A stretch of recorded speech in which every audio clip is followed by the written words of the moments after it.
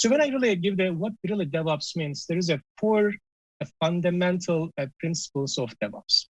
And one is the collaborations that we do. And the second one is the infrastructure as code. We kind of call it the IAC. And third one is automation.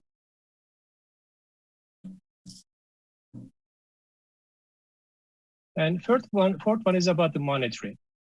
So this is kind of like more about the common principles that we were talking. I know there are dependencies. So what really means this core component for us? I know people heard about the culture as one of the elements. I kind of give the analogy of building up a DevOps is, think about that you are really driving a car on a highway. Like you just go fast as much as you can in a highway, but you were looking for a good highway, right? If you don't have a great highway, no matter what type of car that you have, no matter what type of brand that you have, you cannot go as fast as you can. So let's think about this analogy in here and take a look at perspective. So we need a highway, we said, right? We need a really good road. In this road, we can drive car fast. So what means in the software world, we would like to really build up the code, we deliver as fast as we can, and end of the day, we can safely arrive our production environment, which is our destination, right? We would like to go into production at our destination. To achieve this road, it's really requiring to build up a great infrastructures. It is important to build up a right infrastructure, which is give us a ability to automate and give us a repeat the same environment over and over and again. It's going to give a high degree of assurances that we don't have any intruders that go into the road, so kind of block that, which goes back to the S1 that we discussed. So we can really block anybody goes into the highway, which is kind of build up highway. And how are we going to build up the highway? We have to understand our team, which goes back to the collaborations. Like teams are, people are going to use this environment. People as us, like a users, right? We would like to use this highway. We would like to use the application that we are building. We have to really collaborate with the team to build this infrastructure. At the same time, we can use effectively with this infrastructure, requiring the stakeholders. So collaboration is all about the stakeholders, and the stakeholder has a visibility or has to say something in the software lifecycle that we are looking for. So let's look at the other two elements with automation and the monitoring perspective. Let's build up the highway. Teams are agreed on it, and we have drivers, we have users, we have developers, we have architect. Everybody is kind of a part of that, our discussion, our team.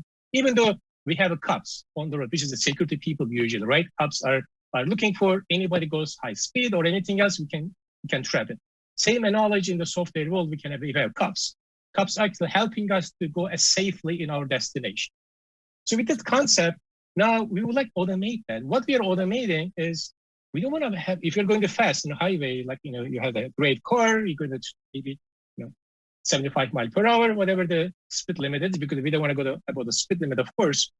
So within that condition, we would like to go as fast as we can. How can we go as fast as we can? Means we have to automate that some of the steps. What automations are? Let's say we go through the payment system, like, we have to go through the ticketing system, probably in your highway, or you may have the checkpoints in the highway. Same thing for the software world is true. We would like to go fast by building the components, by compiling, by testing, by delivering, by deploying. It's requiring a automation. So we build up IAC. Let's go a little bit layer. So we have the infrastructure as the first layer, we build it.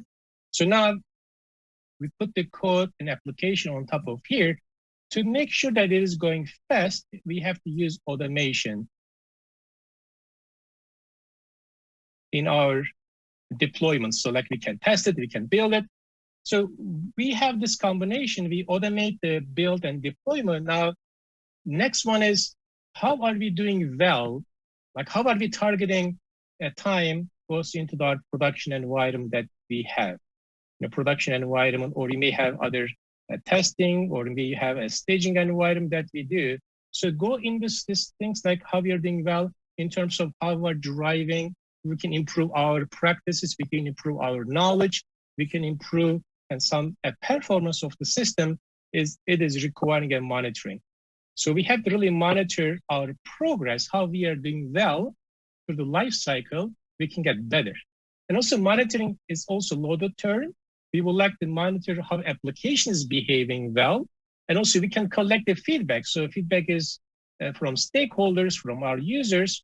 We can collect the feedback. We can monitor those, get into our team that we were talking about. Let's go a little bit up.